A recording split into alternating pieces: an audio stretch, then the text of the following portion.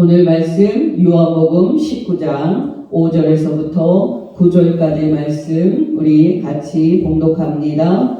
이에 예수께서 가시관을 쓰고 자색옷을 입고 나오시니 빌라도가 그들에게 말하되 보라 이 사람이로다 하매 대제사장들과 아랫사람들이 예수를 보고 소리질러 이르되 십자가에 못 박으소서 십자가에 못 박으소서 하는지라. 빌라도가 이르되 너희가 친히 데려다가 십자가에 못 박으라. 나는 그에게서 죄를 찾지 못하였노라. 유대인들이 대답하되 우리에게 법이 있으니 그 법대로 하면 그가 당연히 죽을 것은 그가 자기를 하나님의 아들이라 함이니이다. 빌라도가 이 말을 듣고 더욱 두려워하여 다시 관정에 들어가서 예수께 말하되 너는 어디로부터냐 하되 예수께서 대답하여 주지 아니하시는지라. 아멘. 여러분, 저는 오늘부터 요한복음을 강의를 하려고 합니다. 항상 그렇듯이 새 책을 이해하기 위해서는 시작하는 본문이 중요한데요.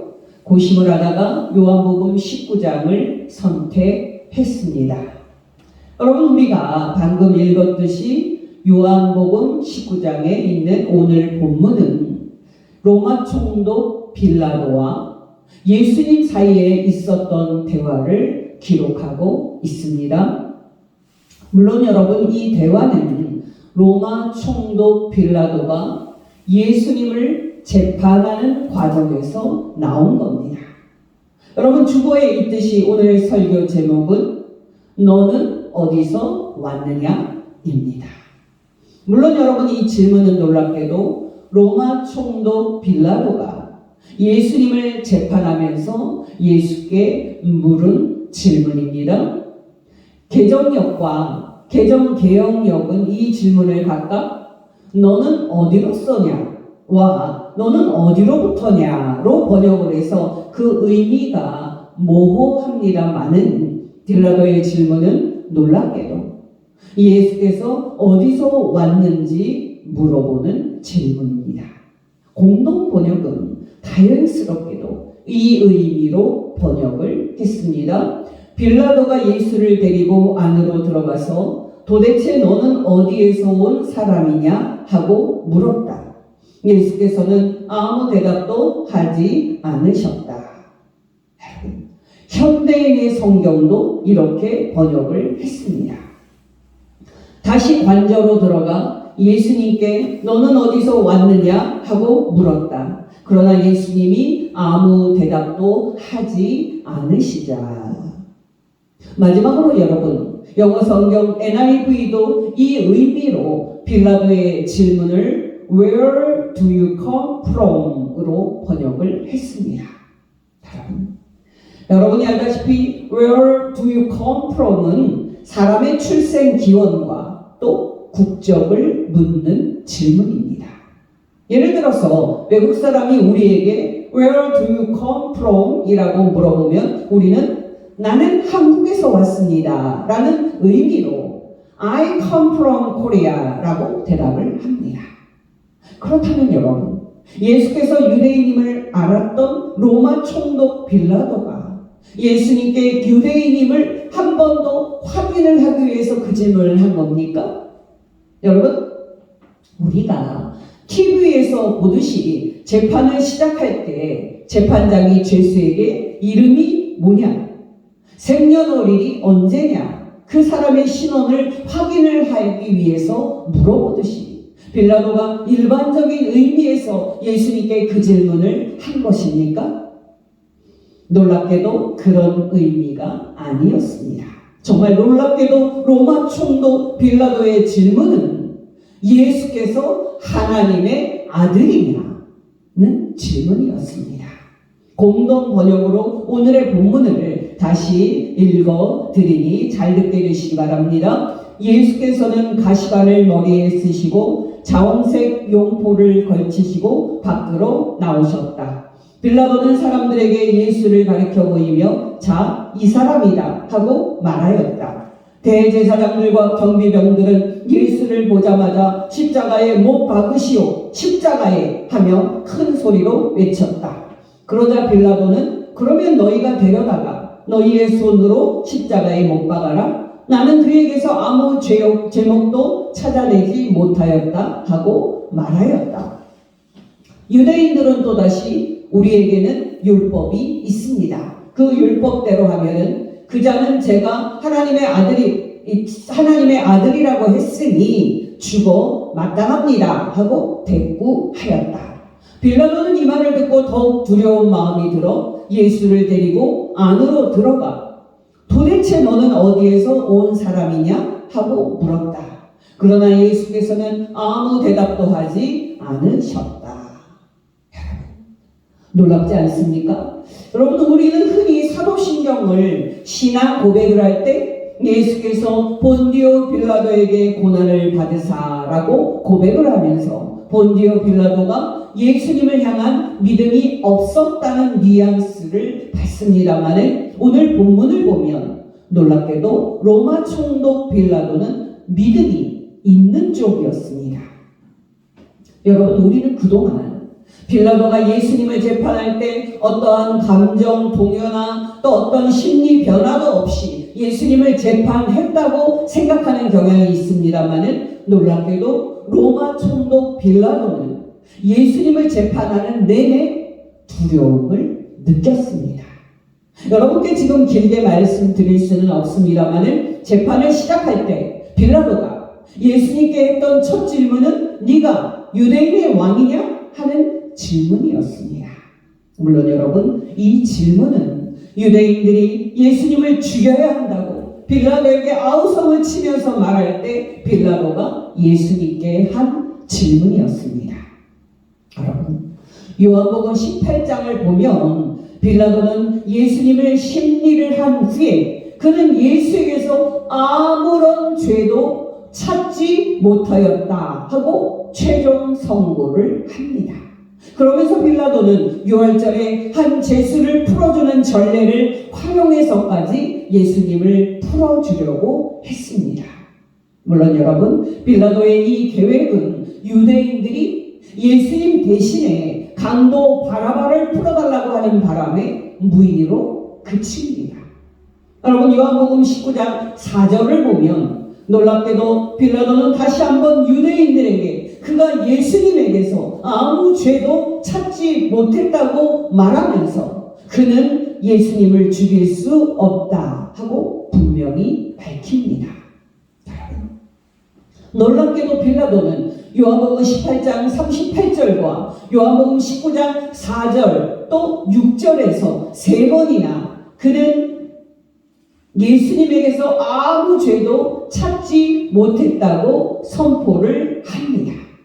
그러나 여러분, 미친 군중이 된 유대인들이 예수님을 반드시 십자가에 죽어야 된다고 한 목소리로 외치는 소리 앞에서 빌라도는 결국에 무릎을 꿇고 예수님을 죽이도록 예수님을 유대인들에게 넘겨주게 됩니다.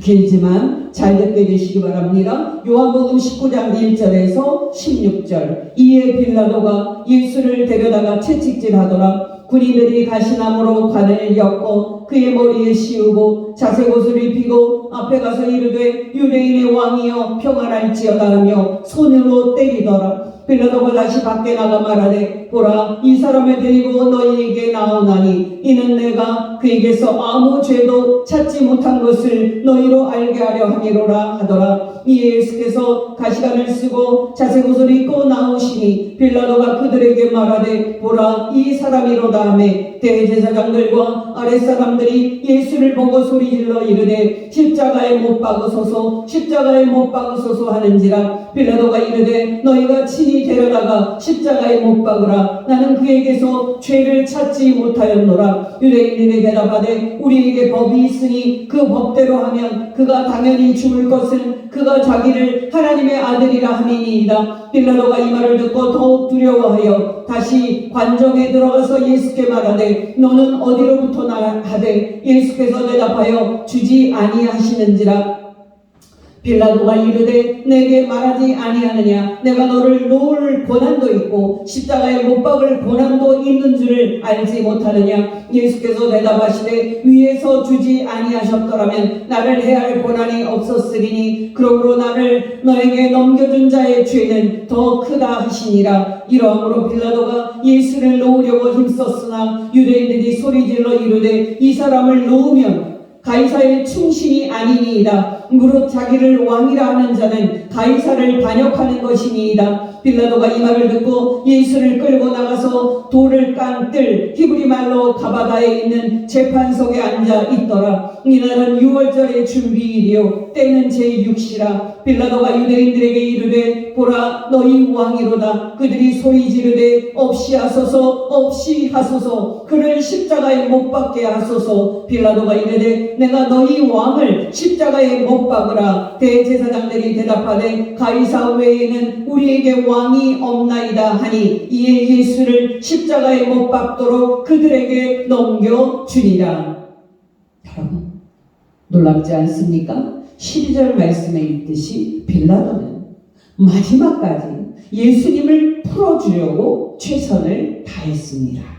요한복음 19장 12절 13절 이러함으로 빌라도가 예수를 놓으려고 힘썼으나 유대인들이 소리질러 이르되 이 사람을 놓으면 가이사의 충신이 아니니이다. 무릇 자기를 왕이라 하는 자는 가이사를 반역하는 것이니이다. 빌라도가 이 말을 듣고 예수를 끌고 나가서 돌을 깐 뜰 히브리 말로 가바다에 있는 재판석에 앉아 있더라.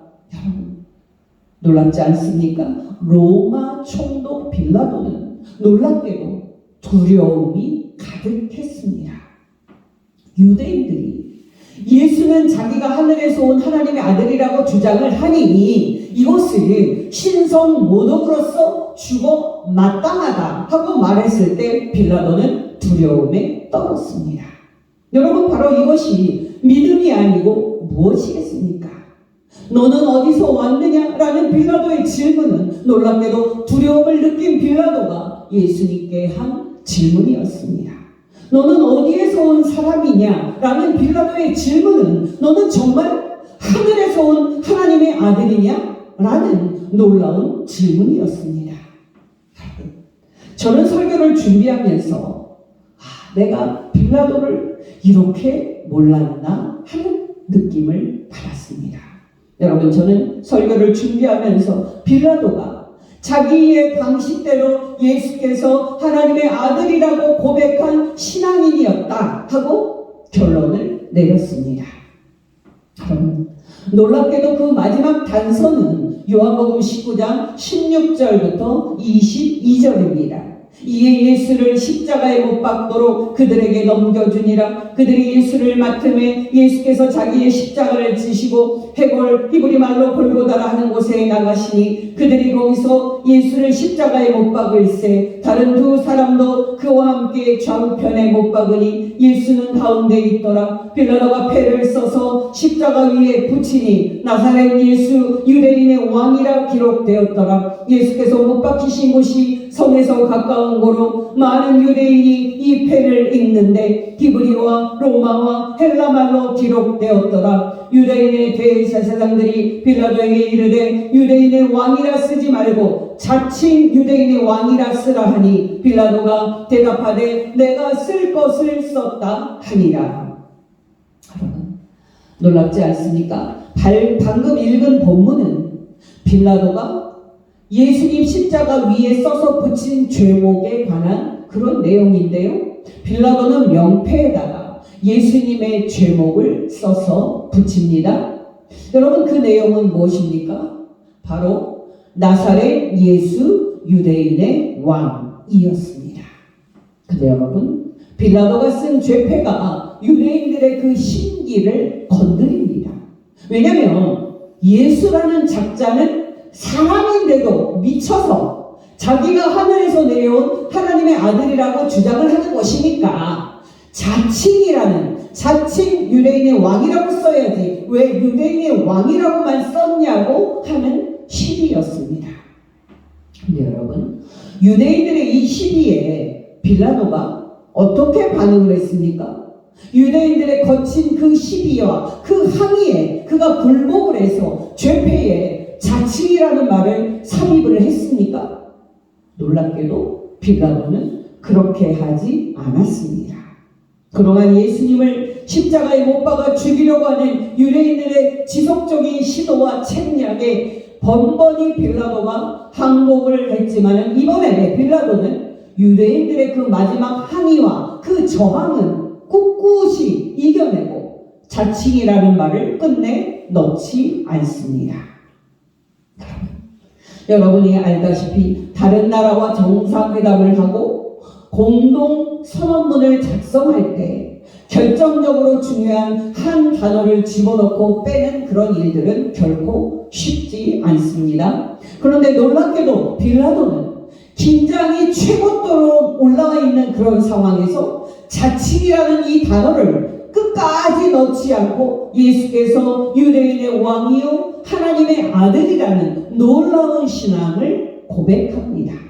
다시 요한복음 19장 19절에서 22절입니다. 빌라도가 패를 써서 십자가 위에 붙이니 나사렛 예수 유대인의 왕이라 기록되었더라. 예수께서 못 박히신 곳이 성에서 가까운 거로 많은 유대인이 이 패를 읽는데 히브리와 로마와 헬라 말로 기록되었더라. 유대인의 대제사장들이 빌라도에게 이르되 유대인의 왕이라 쓰지 말고 자칭 유대인의 왕이라 쓰라 하니 빌라도가 대답하되 내가 쓸 것을 썼다 하니라. 아멘.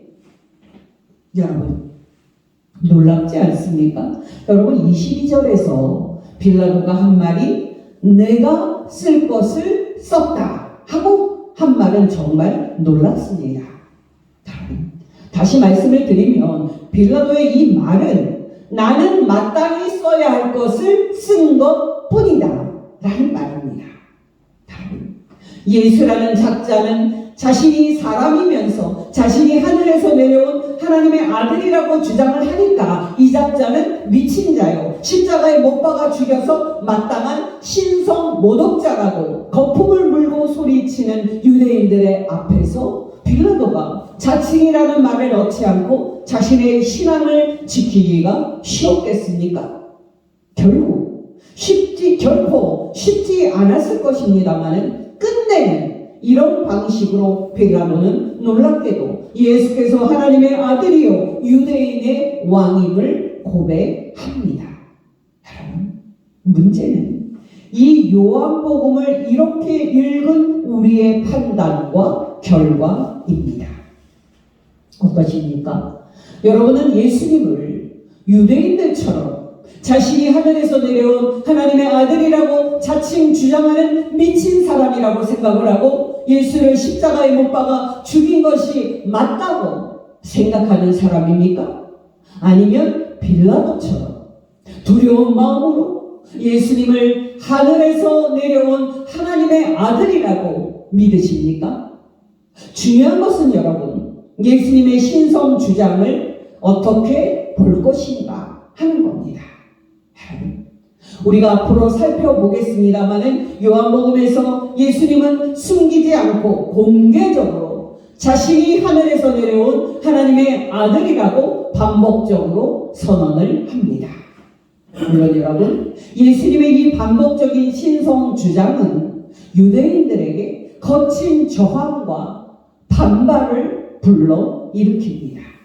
당연하겠습니다마는 예수님의 이 신성 주장은 사역 초기부터 예수님을 죽여버려야 한다 하는 유대인들의 시도를 불러일으킵니다. 여러분 어떻게 생각하십니까? 예수님은 자신이 하늘에서 내려온 하나님의 아들이라고 미친 주장을 한 미친 사람입니까? 아니면 정말 예수님의 주장과 선포대로 예수님은 하늘에서 내려온 하나님의 아들이십니까? 우리는 이 위대한 질문 앞에서 둘 중에 하나를 고백하도록 도전받고 있습니다. 물론 여러분 저는 예수께서 하늘에서 내려온 하나님의 아들이라고 선언하신 예수님의 말씀을 참되다고 믿습니다. 앞으로 우리는 요한복음을 묵상하면서 우리의 이 신앙 고백이 참임을 확인하게 될 것입니다. 그렇다면 여러분 예수께서 하나님의 아들이심을 믿는 것은 왜 그렇게 중요합니까? 말할 필요 없이 예수님을 하나님의 아들로 믿느냐, 믿지 않느냐에 모든 사람의 영원한 운명이 결정되기 때문입니다. 여러분, 놀랍지 않습니까? 믿음의 이 절대적인 중요성이 오늘날 종교 다원주의 앞에서 독단적이고 반지성적인 신앙으로 매도가 되고 있습니다마는, 놀랍게도 모든 사람의 영원한 운명은 예수님을 하나님의 아들로 믿느냐 믿지 않느냐로 결정될 것입니다. 정말 모든 사람이 종말에 천국에 들어가서 영원한 생명을 얻느냐, 지옥에서 영원한 멸망을 얻느냐는 예수님을 하나님의 아들로 믿고 고백하느냐의 여부로 결정이 되게 될 것입니다. 그러니 여러분, 예수께서 하나님의 아들이심을 믿는 믿음보다 이 세상에 귀한 것이 무엇이 있겠습니까? 저와 여러분이 남은 인생 예수님을 하나님의 아들로 믿는 이 믿음을 소중히 여기고 끝까지 지켜야 할 줄로 믿습니다. 아멘. 바로 여러분, 오늘 제가 말씀드린 이 내용이 사도 요한이 요한복음을 저술할 때 염두에 둔 목적입니다. 요한복음 20장 30절에서 31절, 예수께서 제자들 앞에서 이 책에 기록되지 아니한 다른 표적도 많이 행하셨으나 오직 이것을 기록함은 너희로 예수께서 하나님의 아들 그리스도이심을 믿게 하려 함이요 또 너희로 믿고 그 이름을 힘입어 생명을 얻게 하려 함이니라. 아멘. 여러분께 권면드립니다. 여러분, 앞에서 말씀을 드렸듯이 예수께서 하나님의 아들임을 믿는 이 믿음보다 귀한 것은 없습니다. 우리가 소중히 여기는 돈, 또 권력, 또 우리의 목숨까지도 이 귀한 믿음 앞에서는 하찮은 것일 뿐입니다. 저와 여러분이 이 보배로운 믿음을 가장 귀하게 여기고 끝까지 믿음을 지키다가 종말에 천국에 들어가 영생을 얻는 복된 성도 되시기를 예수 이름으로 축원합니다. 기도하겠습니다.